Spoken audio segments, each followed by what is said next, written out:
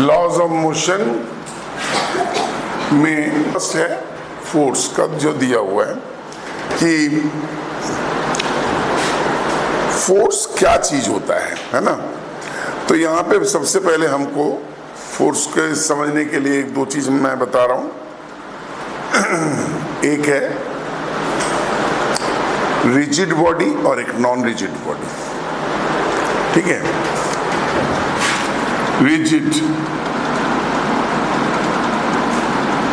Rigid body and non rigid body.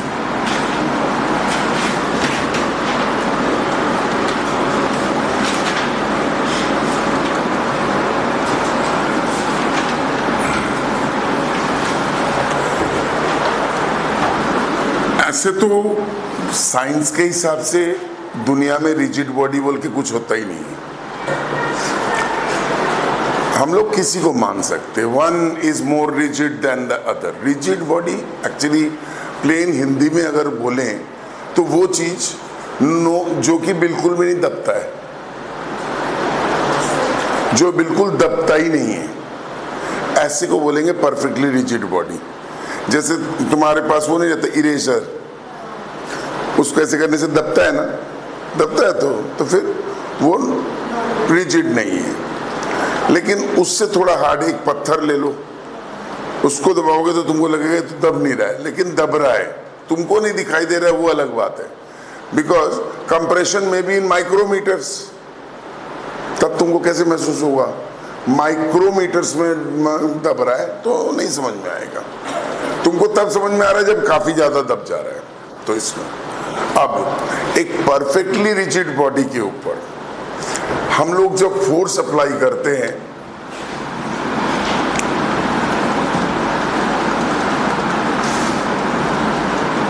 ये rigid body है, तो इसके ऊपर जब हम फोर्स अप्लाई करते हैं तो ये सीधा मोशन में आ जाता है। ये दबता नहीं है, ये सीधा ही मोशन में आ जाता है, आगे मूव करने लग जाता है।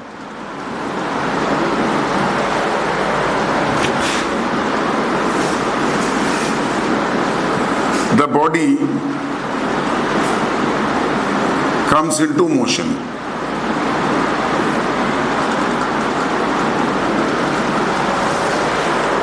लेकिन इसमें क्या होता है, अगर ये नॉन रिजिड बॉडी है,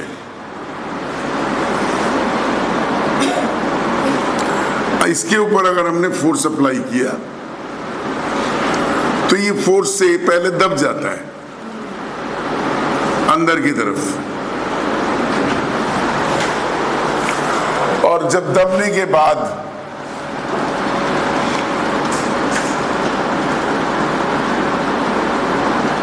फर्स्ट गेट्स कंप्रेस्ड,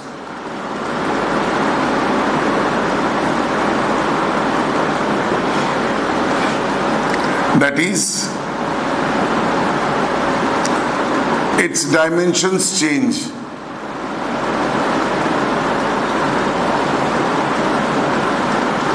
और उसके बाद फिर ये मूव करना शुरू करता है।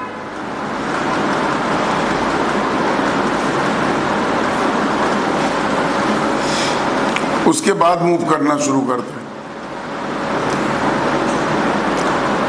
Then comes into motion.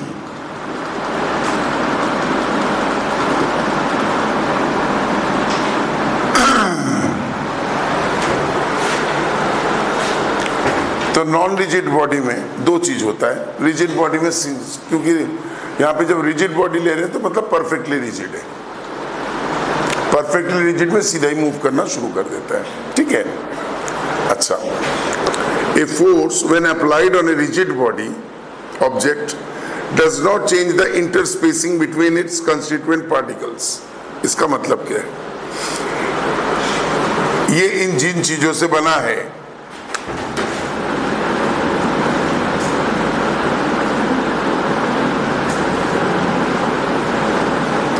ये कुछ चीजों से बना हुआ है, मॉलिक्यूल्स, एटम्स, जो भी है। तो बोल रहा है कि इन पार्टिकल्स के बीच का जो स्पेस है वो फोर्स अप्लाई करने से चेंज नहीं होता है। इसका मतलब क्या बोलना चाह रहा है कि दबता नहीं है। बोल रहा है a force when applied on a rigid body does not change the interspacing between its constituent particles and therefore it does not change the dimensions of the object। इसलिए उसके डायमेंशंस भी चेंज नहीं होते। डायमेंशंस क्या है? Length, breadth, height, volume, ये सब dimensions है उसके।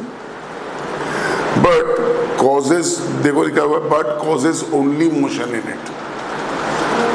But causes only motion in it मतलब डायमेंशंस तो चेंज नहीं करता है लेकिन मोशन लेके आता है।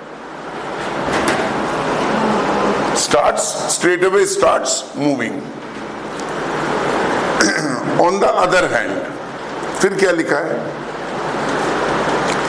A force when applied on a non rigid body object changes the interspacing. दब गया, इसका मतलब इसके जो मॉलिक्यूल्स और एटम्स है वो आपस में कंप्रेस हो गए, पास पास आ गए।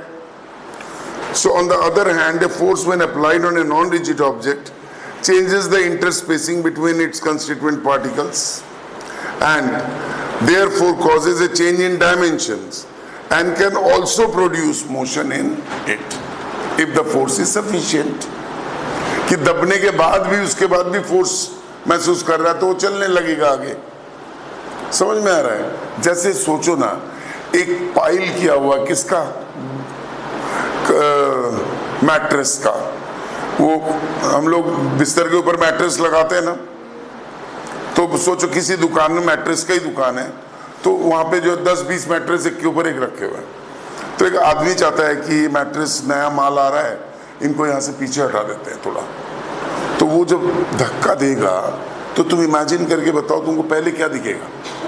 पहले दिखेगा कि वो दब जाएगा, थोड़ा सा दब जाएगा, उसके बाद और लगाएगा फोर्स तो पूरा का पूरा जो टैग है वो आगे मूव कर जाएगा।